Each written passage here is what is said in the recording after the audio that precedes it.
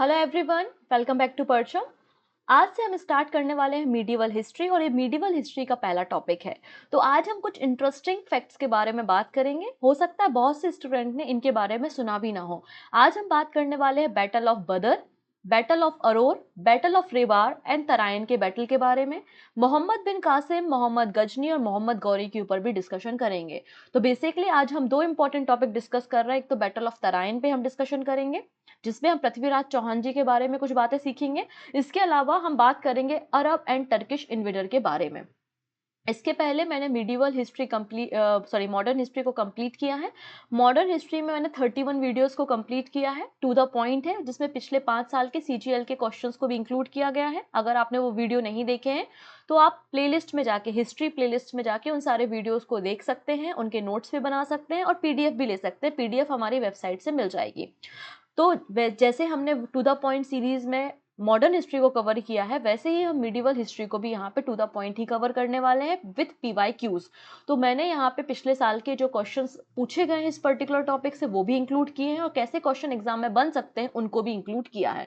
So video को last तक देखना है। क्यों लास्ट तक देखना है? क्योंकि लास्ट में एक 10 क्वेश्चन को आपका प्रैक्टिस सेट मिलेगा।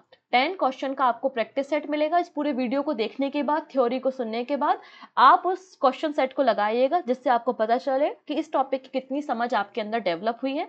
अंत में होगा क्वेश्चन ऑफ द डे, जिसका आंसर आप हमें कमेंट सेक्शन में प्रोवाइड कर सकते हैं। क्लियर इतनी चीजें? अच्छा, वीडियो अगर पसंद आता है, यूजफुल लगता है तो शेयर करना नहीं भूलेंगे अपने फ्रेंड्स के साथ। तो आइए हम शुरुआत करते हैं सबसे पहले अरब एंड टर्किश इन्वेडर के बारे में।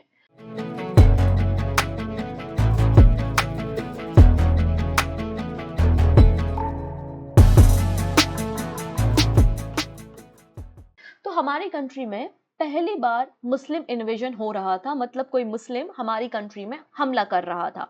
तो ये दो कैटेगरी में है, एक है अरब मुस्लिम और दूसरे है टर्किश मुस्लिम। अरब मुस्लिम में पहला जो व्यक्ति है वो है मोहम्मद बिन कासिम। मोहम्मद बिन कासिम फर्स्ट मुस्लिम इन्वेडर है जिसने भारत पर हमला किया था। किस रीजन में? सिंध में किया था। कहाँ पे? सिंध में किया था 712 एडी में, 712 एडी में। अगर हम टर्किश मुस्लिम के बारे में बात करें जिन्होंने भारत में इन्वेट किया है, तो मोहम्मद गजनबी के बारे में हमें पढ़ना है और मोहम्मद गौरी के बारे में।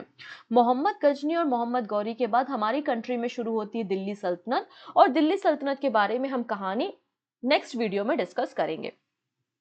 ठीक है, तो सबसे पहले अरब मुस्लिम्स पे बात करते हैं, देखते हैं कि कैसे क्वेश्चन एग्जाम में बने हैं, फिर उस टॉपिक को हम समझते हैं। तो देखिएगा, दो क्वेश्चन आपको स्क्रीन पे दिखाई देंगे। The first Muslim invasion of India was led by, तो पहला मुस्लिम इन्वेजन किसने किया था और उसको कौन लीड कर रहा था? तो ये किया था अरब मुस्लिम ने, और इसे लीड कर रहा था मोहम्मद बिन कासिम। कहाँ पे किया था? सिंध में किया था। कब किया था? 712 एडी में किया था। ठीक है, तो ऑप्शन यहाँ पे करेक्ट है सी। अगला क्वेश्चन है, which Khalifat was Muhammad bin Qasim commander of when he invaded Sindh for the first time in 712 AD? तो देखिए, पूछा गया कि मोहम्मद बिन कासिम जो है वो किस खलीफत का कमांडर जनरल था जब इसने इन्वेड किया। तो आंसर हो जाएगा उमैयद खलीफत। क्या है? उमैयद खलीफत। अब ये उमैयद खलीफत क्या है, तो पूरी कहानी हमको थोड़ा सा बैकग्राउंड में जाके समझनी पड़ेगी। तो मैं आज आपको एक कहानी सुना रही हूँ, उस कहानी को कहानी की तरह देखिएगा और बस एक स्टोरी की तरह सुन लीजिएगा। ठीक है? अच्छा, हम हमेशा पहला इन्वेडर जो मुस्लिम में आया था, देश में हमला किया था, हम उसके बारे में हमेशा बात करते हैं। पर क्या आप लोगों को पता है कि फर्स्ट मुस्लिम बैटल कौन सा हुआ था? वो है बैटल ऑफ बदर। कौन सा है? द बैटल ऑफ बदर। ये फर्स्ट बैटल है इस्लाम में। इस्लाम धर्म का पहला बैटल जो है वो बैटल ऑफ बदर है। इसका उल्लेख आपको कुरान में भी मिलता है, क्योंकि इसको लीड पता है कौन कर रहा था? द बैटल ऑफ बदर को लीड करने वाले कोई और नहीं, प्रॉफिट मोहम्मद थे। तो आइए हम थोड़ी सी कहानी बैकग्राउंड में जाके समझते हैं, जिससे आपको एक खलीफत के बारे में, इसके कॉन्सेप्ट के बारे में थोड़ा सा समझ में आएगा। अच्छा, यहाँ पे देखिएगा, जो मुस्लिम रिलीजन है उसमें बिलीफ है कि गॉड एक ही है, विच इज अल्लाह। ठीक है, और प्रॉफिट मोहम्मद जो है उनके मैसेंजर हैं, वो गॉड की टीचिंग को अर्थ पे स्प्रेड करने के लिए आए हुए हैं।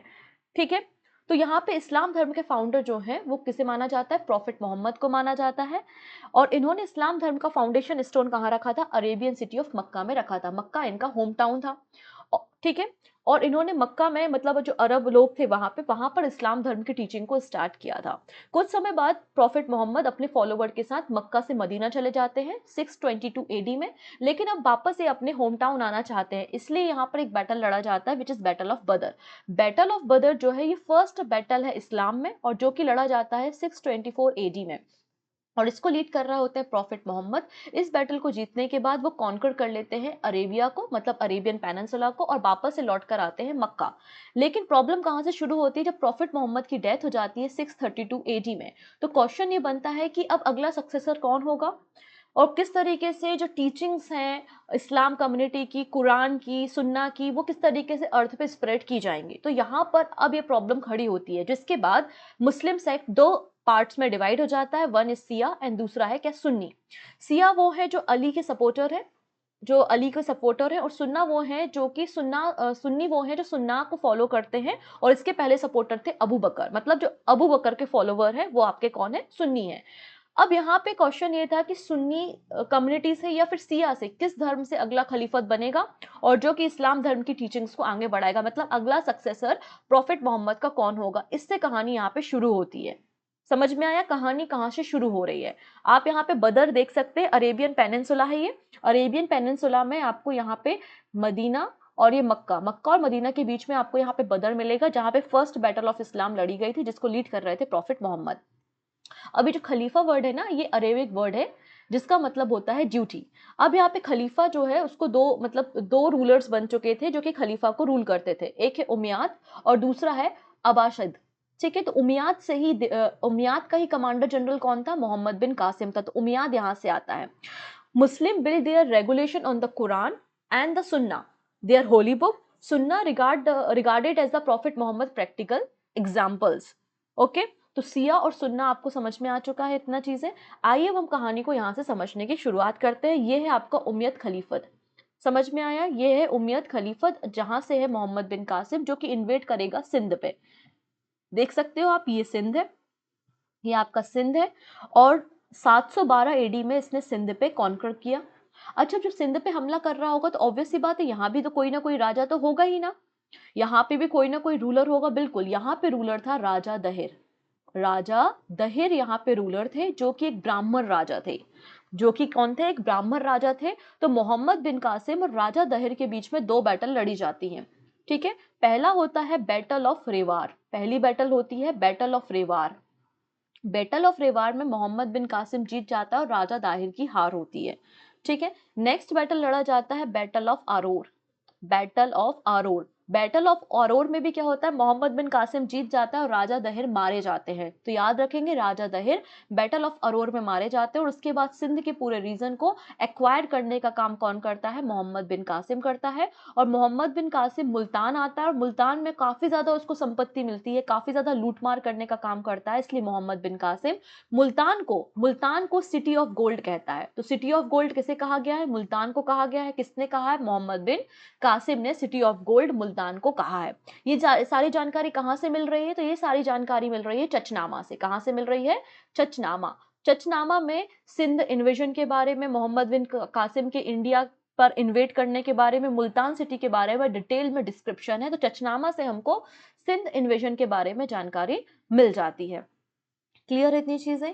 आइए इसी सारी चीजों को हम यहाँ पे थ्योरी के फॉर्म में समझने की कोशिश करते हैं। मोहम्मद बिन कासिम कौन था, उमैयद खलीफत का जनरल कमांडर था। साथ ही पहला मुस्लिम था जिसने सिंध के रीजन में इन्वेट किया। और ये नेफ्यू था अल हजीज का। जो अल हजीज जो है वो गवर्नर ऑफ अरब प्रोविंस या फिर गवर्नर ऑफ इराक है। गवर्नर ऑफ इराक या गवर्नर ऑफ अरब प्रोविंस कौन है, अल हजीज है। और इसने ही भेजा था किसे, मोहम्मद बिन कासिम को भारत में इन्वेट करने के लिए। तो इसलिए उस समय जो सिंध का रूलर था वो कौन था, सिंध के रूलर थे राजा दहिर। और राजा दहिर की यहाँ पे हार होती है। दो बैटल लड़े जाते हैं, battle of Rewar and battle of Aror. And Muhammad bin Qasim ने मुल्तान को सिटी ऑफ गोल्ड कहा है, जैसा कि मैंने आपको बताया है। अच्छा, ये लोग लड़ाई क्यों करते थे, तो ये लोग लड़ाई करने के दो रीजन थे। पहला है, एक तो संपत्ति लूटना है, क्योंकि भारत को सोने की चिड़िया कहा जाता था और भारत के पास बहुत सारा पैसा था, बहुत गोल्ड था। तो ये लोग लूटने के उद्देश्य से भारत आते थे, पहला रीजन। और दूसरा है इस्लाम धर्म को प्रोपोगेट करने, उसकी टीचिंग्स को स्प्रेड करने के लिए लोग भारत आते थे। केवल दो ही एजेंडा इनके थे। ठीक है, तो क्वेश्चन देखिएगा कैसा पूछा गया है। Which of the following Indian prince did Mohammed bin Qasim fight at the Battle of Aror? Battle of Aror जो है वो राजा दहिर और मोहम्मद बिन कासिम के बीच में होती है। और इस बैटल में राजा दहिर जो है वो मारे जाते हैं। ऑप्शन भी बिल्कुल करेक्ट हो जाएगा। राजा दहिर वॉज द किंग ऑफ, कहाँ के किंग थे, तो इस सिंध के रीजन के किंग थे। ऑप्शन नंबर ए बिल्कुल करेक्ट हो जाएगा। क्लियर हो गया इतनी चीजें। ठीक है। अब हम यहाँ पे थोड़ा सा एडमिनिस्ट्रेशन सिस्टम समझते हैं मोहम्मद बिन कासिम का। तो मोहम्मद बिन कासिम ने इंक्वायर कर लिया, कॉन्कर कर लिया सिंध और मुल्तान का रीजन। जैसे आज हमारे कंट्री में स्टेट्स हैं, स्टेट में बहुत सारे डिस्ट्रिक्ट होते हैं, वैसे ही इसने सिंध और मुल्तान को छोटे छोटे नंबर ऑफ डिस्ट्रिक्ट मतलब इक्ताज में डिवाइड कर दिया, और हर एक इक्ता में एक मिलिट्री ऑफिसर को अपॉइंट किया जाता था। इसके अलावा मोहम्मद बिन कासिम ने जो नॉन मुस्लिम है, मतलब जो हिंदू हैं, जो नॉन मुस्लिम है, उन पे जजिया, जजिया जो एक प्रकार का टैक्स था, वो भी इम्पोज करना शुरू किया। तो jizya one kind of tax was impose on non Muslim, किसके द्वारा? मोहम्मद बिन कासिम के द्वारा। क्लियर हो गया। अब मोहम्मद बिन कासिम के बाद अगले जो खलीफा बनते हैं वो खलीफा वालिद बनते हैं। खलीफा वालिद को सक्सीड करते हैं खलीफा सुलेमान। ठीक है। खलीफा सुलेमान जो होते हैं वो एनिमी होते हैं, दुश्मन होते हैं। किसके दुश्मन होते हैं? अल हजीज। अच्छा, अल हजीज वही है जो गवर्नर ऑफ इराक है, जिसने मोहम्मद बिन कासिम को इन्वेट करने भेजा था सिंध पे। तब तो मोहम्मद बिन कासिम कमांडर था, लेकिन अब मोहम्मद बिन कासिम सन इन लॉ मतलब दामाद बन चुका है अल हजीज का।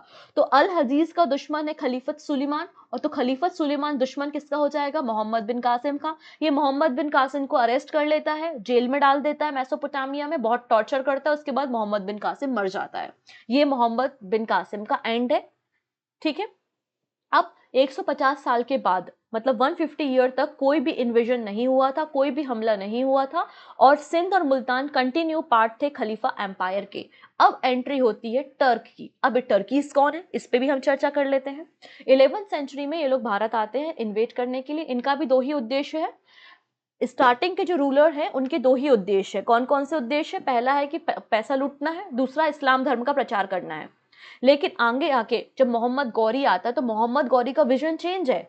उसको लूटमाट नहीं चाहिए, उसको अपने एम्पायर को एक्सपांड करना, तो वो सेंट्रल एशिया तक अपने एम्पायर को एक्सपांड करने का काम मोहम्मद गौरी करता है। ठीक है, इतनी चीजें। आइए अब हम इसको थोड़ा सा समझते हैं। था क्या? एक किंगडम था जाबुल। जाबुल किंगडम की कैपिटल थी गजनी, और वहां पे गजनबी डायनेस्टी की शुरुआत 963 एडी में की थी। किसने की थी? एक राजा ने। उस राजा का नाम था सामिंद किंग अमीर आबू बकर। आमिर आबू बकर, इसके द्वारा गजनबी डायनेस्टी की शुरुआत हुई थी। और ये लोग अपने साथ स्लेव रखते थे, स्लेव मतलब गुलाम। तो इसके पास भी एक टर्किश स्लेव था, एक टर्की गुलाम था जिसका नाम था एल्प्टिजीन। ठीक है। इसी एल्पडजीन का सन इन लॉ मतलब इसका दामाद कौन था? इसका दामाद था सुबुक्तगीन, और एक बहुत ही एम्बिशियस रूलर था, और इसने अपने एम्पायर को बढ़ाना शुरू किया। इसने लामघान जो है वो प्रोविंस है अफगानिस्तान में, और वहां से लेके पेशावर तक के एरिया को पूरा एक्वायर करने का काम, पूरा कॉन्कर करने का काम किया। लामघान से लेकर पेशावर तक का एरिया, और पेशावर से फिर बाउंड्री लग जाती है हिंदू शाही रूलर की। हिंदू शाही रूलर यहाँ से शुरू हो जाएंगे, और उस समय हिंदू शाही जो रूलर थे वो थे जयपाल। कौन थे यहाँ पे राजा? जयपाल थे। ठीक है। चलिए आगे बात कर लेते हैं।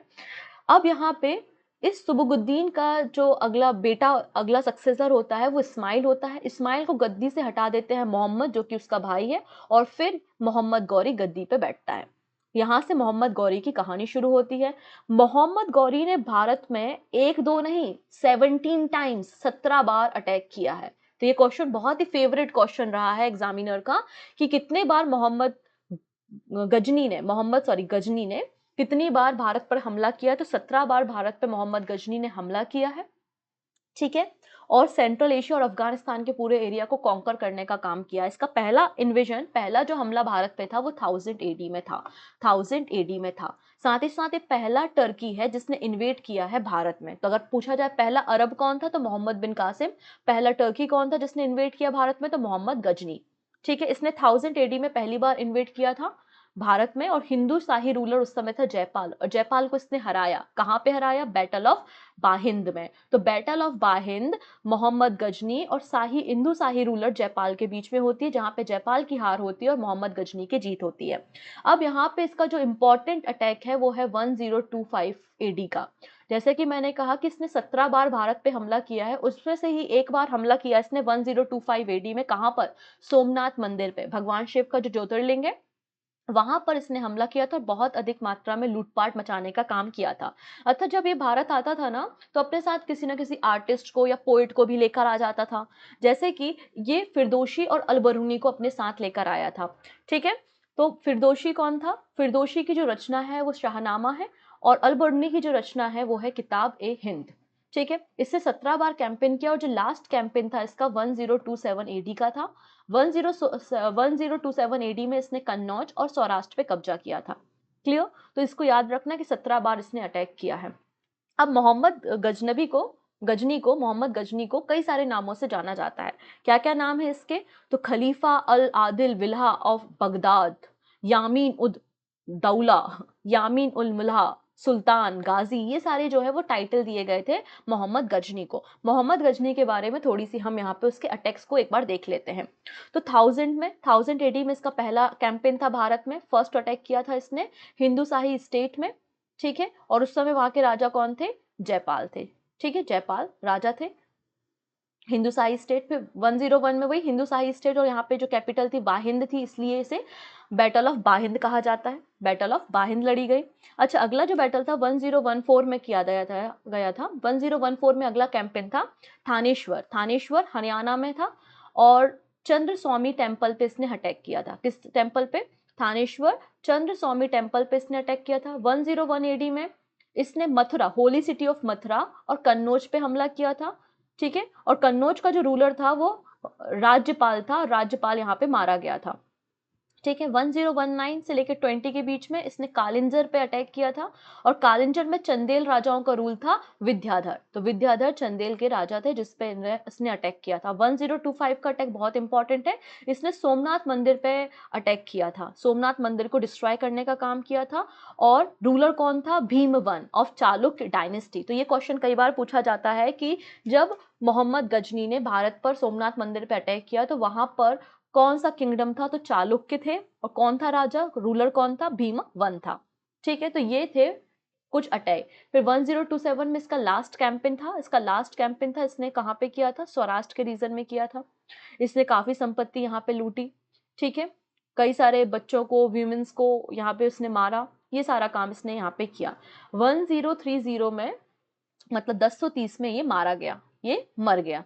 ठीक है, ऐसा बताया जाता है पहले इसको मलेरिया हो गया था, फिर इसके बाद उसको टीबी हो गया था, जिसके बाद ये मर गया। तो ये मोहम्मद गजनी का भारत में इन्वेजन और इसके कैंपेन है अलग अलग। इसने कई सारे मस्जिदों का निर्माण और लाइब्रेरी का निर्माण जो है हमारी कंट्री में कराया है।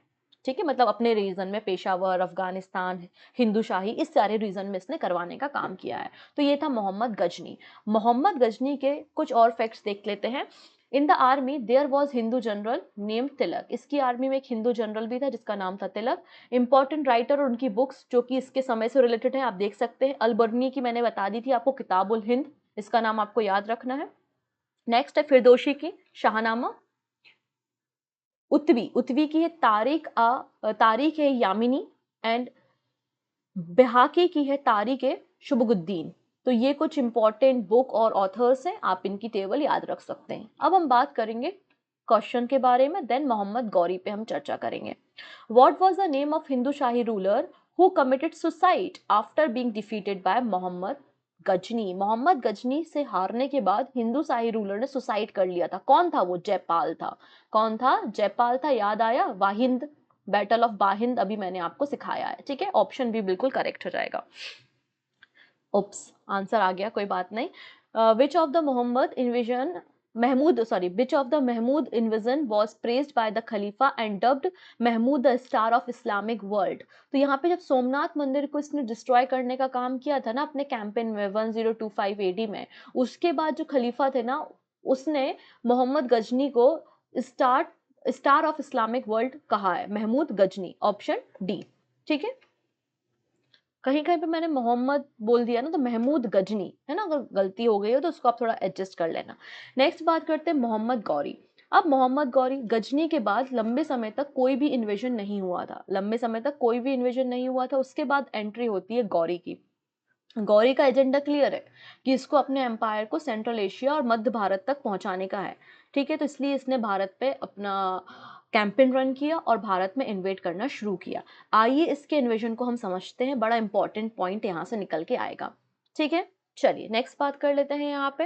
अब पॉलिटिकल कंडीशन उस समय क्या थी पहले हम वो देखते हैं। गजनी के अटैक के बाद भी इंडियन रूलर्स ने कुछ नहीं सीखा। केवल और केवल एक ही चीज चेंज हुई थी, वो है नए नए राजा बन गए थे। एक राजा गया, दूसरा राजा आया और ये लोग आपस में ही लड़ाई करते रहते थे। कोई भी सेंट्रल पावर तो थी ही नहीं।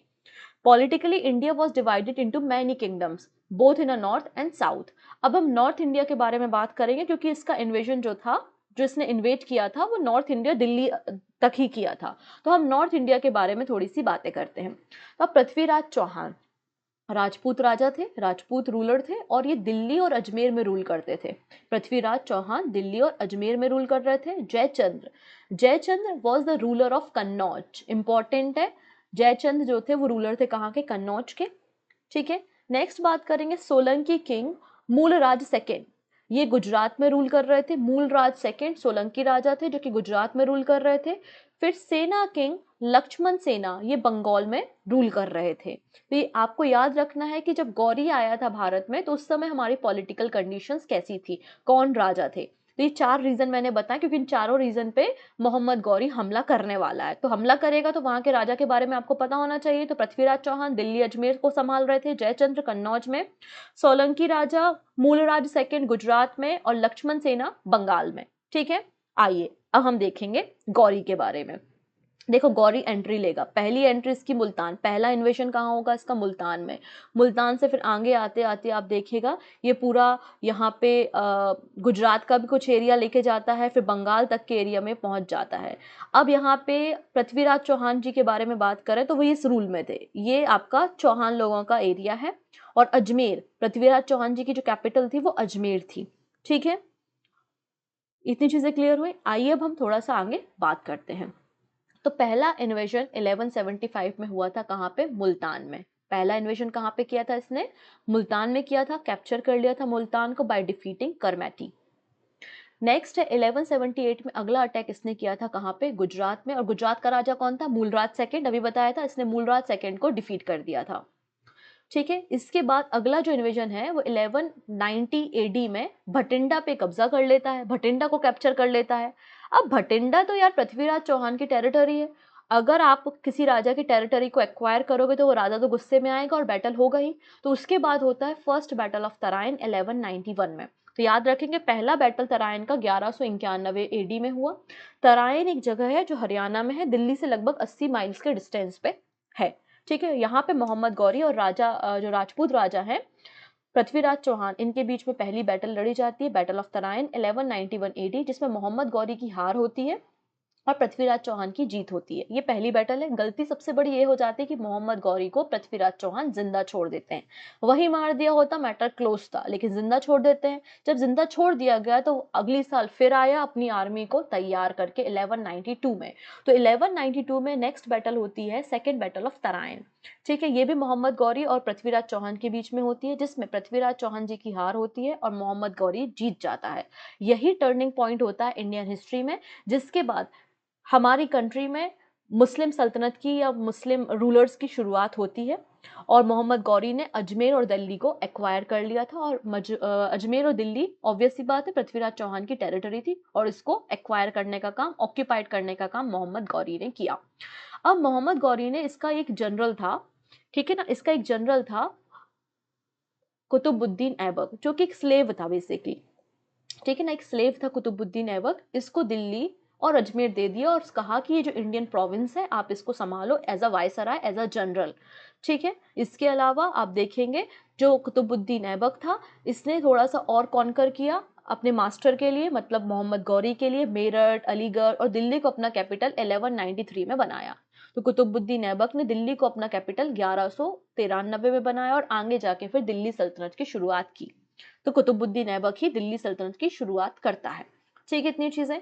अब यहाँ पे देखिएगा ऐसा बोला जाता है कि आप लोग ने वो संयोगिता और पृथ्वीराज चौहान की कहानी सुनी होगी, पिक्चर भी बनी हुई, अक्षय कुमार की मूवी आप लोग ने देखी होगी कि जो संयोगिता थी ना वो जयचंद्र की बेटी थी, ऐसा बताया जाता है, कन्नौज के राजा। और उससे शादी किसने कर ली थी? पृथ्वीराज चौहान ने। तो जयचंद्र और पृथ्वीराज चौहान एक दूसरे के दुश्मन बन चुके थे। तो ऐसा मिलता है कि जयचंद्र ने ही मोहम्मद गौरी को बुलाया था भारत और कहा था कि पृथ्वीराज चौहान को हराओ। तो पृथ्वीराज चौहान को मोहम्मद गौरी हरा देता है। अब बात आती है जयचंद्र की। तो अब मोहम्मद गौरी और जयचंद्र के बीच में लड़ाई होती है कन्नौज में। 1194 में ये बैटल होता है जिसे हम बैटल ऑफ चंदावर के नाम से जानते हैं। तो 1194 में मोहम्मद गौरी ने अपना अगला कैंपेन रन किया था जयचंद्र के खिलाफ कन्नौज में, जिसमें मोहम्मद गौरी की जीत होती है, जयचंद्र की हार होती है। ठीक है, कहाँ पे? यमुना रिवर के किनारे। कहाँ पर? यमुना रिवर के किनारे ये पूरा बैटल लड़ा जा रहा है। ठीक है, इतनी चीजें। और इसके बाद ये जो पूरी टेरिटरी है वो कुतुबुद्दीन ऐबक को दे दी जाती है उस पे एडमिनिस्ट्रेशन करने के लिए। अब यहाँ पर मोहम्मद गौरी का एक और जनरल होता है जिसका नाम होता है बख्तियार काकी, मोहम्मद बिन बख्तियार काकी, जो कि गवर्नर होता है, सॉरी एक जनरल होता है गौरी का। और गौरी अपने बख्तियार काकी को बिहार और बंगाल में कैंपेन रन करने के लिए भेजता है। कहाँ पे? बिहार और बंगाल में। तो ये जाता है 1202 से लेके 1205 के बीच की घटना है। ये पहुंच जाता है बिहार और बंगाल और पूरी की पूरी जो बुद्धिस्ट मॉन्क्स की जो मोनेस्ट्री है और बड़े बड़ी हमारे यूनिवर्सिटी है सबको डिस्ट्रॉय करने का काम कर देता है। तो बख्तियार काकी ही वही व्यक्ति है जिसने नालंदा यूनिवर्सिटी और विक्रमशिला यूनिवर्सिटी को क्या किया था? नष्ट कर दिया था, डिस्ट्रॉय करने का काम किया था। और उस समय बंगाल का रूलर कौन था? लक्ष्मण सेना। इसके बारे में मैंने स्टार्टिंग में ही आपको बताया था। क्लियर है? तो इस तरीके से पूरी कहानी हुई। अब डेथ कैसे होती है मोहम्मद गौरी की? तो एक बहुत बड़ा इसका अचीवमेंट है कि इसने बहुत बड़े इंडिया को, बहुत बड़े पोर्शन को एक्वायर या ऑक्यूपाइड करने का काम किया था। लेकिन जब इंडस रिवर के किनारे एक ट्राइब थी, एक जनजाति थी जिसका नाम है Khokhars, Khokhars the bank of river Indus in 1206। तो यहाँ पर इसकी हत्या कर दी गई थी, इसे मार दिया गया था गौरी को। ठीक है ना? Qutbuddin Aibak, one of the slave of Mohammad Ghori, become the master of his Indian province and the led the foundation of stone of Delhi sultanate in 1206। तो अभी तक ये स्लेव था और आगे जाके जो स्लेव है ना कुतुबुद्दीन ऐबक, जब इस मर जाता है मोहम्मद गौरी तो उसके बाद दिल्ली सल्तनत की शुरुआत मोहम्मद गौरी के मरने के बाद कुतुबुद्दीन ऐबक करता है। अब इतना बड़ा एम्पायर था मोहम्मद गौरी का, तो इस पूरे एम्पायर को 4 टुकड़ों में डिवाइड कर दिया गया। ठीक है ना? कौन कौन सा? एक तो कुतुबुद्दीन ऐबक ने ले लिया, दिल्ली में रूल कर रहा था और उसने स्लेव डायनेस्टी की शुरुआत कर दी। ठीक है। फिर है नासिर उद्दीन क्वाचा। तो नासिर उद्दीन क्वाचा जो है ये रूलर बन गया था मुल्तान का। फिर है तजुद्दीन इल्दोज, ये बन गया था रूलर गजनी का। और बख्तियार काकी ये संभाल रहा था पार्ट ऑफ बंगाल। तो इस तरीके से पूरा का पूरा जो किंगडम था ना गौरी का, वो 4 स्लेव्स ने आपस में डिवाइड कर लिया था। जाने इतनी चीजें। तो ये सारी बातें हमने समझी। आइए अब 2-4 बातें हम पृथ्वीराज चौहान के बारे में भी सीख लेते हैं। ठीक है। पृथ्वीराज चौहान, चौहान किंगडम, ये आप देख सकते हैं दिल्ली अजमेर, ये पूरा आपका पृथ्वीराज चौहान जी का एरिया है। पृथ्वीराज चौहान जो है उन्हें पृथ्वीराज थर्ड के नाम से जाना जाता है। ठीक है। इनका जो एरिया था वो राजस्थान, हरियाणा, दिल्ली, उत्तर प्रदेश और मध्य प्रदेश तक इनका टेरिटरी फैला हुआ था। ठीक है। इनकी कैपिटल अजमेर थी।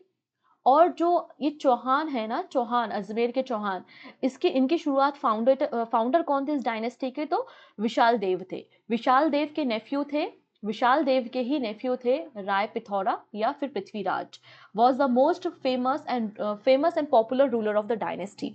इनकी ही शादी होती है संयुक्ता से। संयुक्ता जो होती है वो जयचंद्र की डॉटर होती है, इसलिए पृथ्वीराज चौहान जी के अगेंस्ट हो जाता है और मोहम्मद गौरी को इनवाइट करता है। तो 1191 में पहली बैटल लड़ी जाती है मोहम्मद गौरी और पृथ्वीराज चौहान के बीच में, फर्स्ट बैटल ऑफ तराइन। ठीक है, जिसमें पृथ्वीराज चौहान की जीत होती है, मोहम्मद गौरी की हार होती है। फिर 1192 में सेकंड बैटल लड़ी जा रही है, पृथ्वीराज चौहान जिसमें हार जाते हैं। ठीक है। 1194 में जयचंद्र के साथ लड़ाई होती है मोहम्मद गौरी की और जिसमें जयचंद्र की हार हो जाती है। क्लियर? ये सारी कहानियां आपको पृथ्वीराज रासो में मिल जाएंगी, जो कि चंद्रवरदाई की बुक है। इसको कंपोज किसने किया है? चंद्रवरदाई ने किया है पृथ्वीराज रासो। इस तरीके से जो ग्लोरी होती है राजपूत एम्पायर की वो यहाँ पे खत्म होती है with the death of Prithviraj Chauhan. और भारत में मुगल सल्तनत की शुरुआत, या मुगल रूलर जो है वो भारत में रूल करना शुरू करते हैं इस बैटल के बाद। ठीक है। तो आपको battle of Chandawar, battle of Tarain, ये सारी बैटल आपको समझ में आई होंगी। आइए अब हम बात करते हैं उस प्रैक्टिस सेट के बारे में जिसके बारे में स्टार्टिंग में मैंने आपको बताया था। पहला है, in the first battle of Tarain Mohammad of Ghori was defeated by. तो पहली बैटल में किससे हारे थे? पृथ्वीराज चौहान से हारे थे। ऑप्शन सी बिल्कुल करेक्ट हो जाएगा। ठीक है। नेक्स्ट बात करते हैं, सोमनाथ टेम्पल पे कब रेड की थी महमूद गजनी ने? महमूद गजनी ने सोमनाथ टेम्पल पे रेड की थी 1025 एडी पे। ठीक है। नेक्स्ट है, commander of Muhammad of Ghori was. तो मोहम्मद गौरी का कमांडर कौन था? कुतुबुद्दीन था। Option number A is the right answer. Next है, Mahmud Ghazni defeated blank the ruler of Hindu Shahi dynasty. तो कौन सा रूलर था? इसने जयपाल को डिफीट किया था। किससे डिफीट किया था? जयपाल को। ऑप्शन बी बिल्कुल करेक्ट हो जाएगा। नेक्स्ट है Muhammad bin Qasim who was the first Muslim to have successfully invaded Sindh in 712 AD was a commander of which खलीफत, तो आंसर हो जाएगा उमैयद खलीफत, ऑप्शन बी बिल्कुल करेक्ट हो जाएगा। The founder of Muslim dynasty in India was, तो Qutbuddin Aibak is the right answer, option C यहाँ पे करेक्ट हो जाएगा। आई थिंक बड़े आसानी से आंसर कर पा रहे होगे। पृथ्वीराज रासो किसने लिखी है, तो चंद्रवरदाई की पुस्तक है पृथ्वीराज रासो। पृथ्वीराज चौहान के पेरेंट्स का क्या नाम था, तो पृथ्वीराज चौहान के जो फादर थे उनका नाम था सोमेश्वरा, क्या नाम था, सोमेश्वरा इनके फादर का नाम था, और माता का नाम था कर्पूरा देवी जो कि कलचुरी प्रिंसेस थी। ठीक है, नेक्स्ट बात कर लेते हैं हम। During the Mohammad bin Qasim invasion of Sindh, जब मोहम्मद बिन कासिम ने इन्वेट किया था भारत में, सिंध में, तो कई सारे हिंदू को कन्वर्ट कर दिया था किसमें, इस्लाम में। तो एक कैंपेन इंट्रोड्यूस किया गया था जिसमें वापस से जो मुस्लिम कन्वर्ट हो चुके हैं, इस्लाम धर्म को अडॉप्ट कर लिया, वो वापस हिंदुइज्म को ज्वाइन कर सके। तो किस अथॉरिटी ने इस पूरे कैंपेन को रन किया था, तो आंसर हो जाएगा देवाला स्मृति, ऑप्शन ए। ठीक है, what was the capital of Prithviraj Chauhan kingdom, Prithviraj Chauhan ji की जो कैपिटल थी वो अजमेर थी, अजमेरू। ठीक है, ऑप्शन बी। तो ये सारे क्वेश्चंस के आंसर है।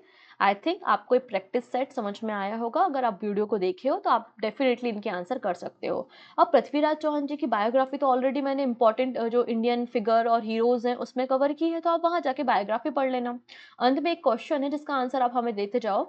विच of the following was the Mohammad Ghori first target in Indian subcontinent, तो मोहम्मद गौरी ने इंडियन सब कॉन्टिनेंट में पहला अटैक कहाँ पे किया था, कश्मीर, पंजाब, मुल्तान या फिर गुजरात। जो भी सही आंसर होगा वो आप हमें कमेंट में बताइएगा। कैसा लगा सेशन वो भी आप मुझे बता सकते हैं। अगर वीडियो पसंद आया है तो अपने फ्रेंड्स के साथ शेयर करेंगे।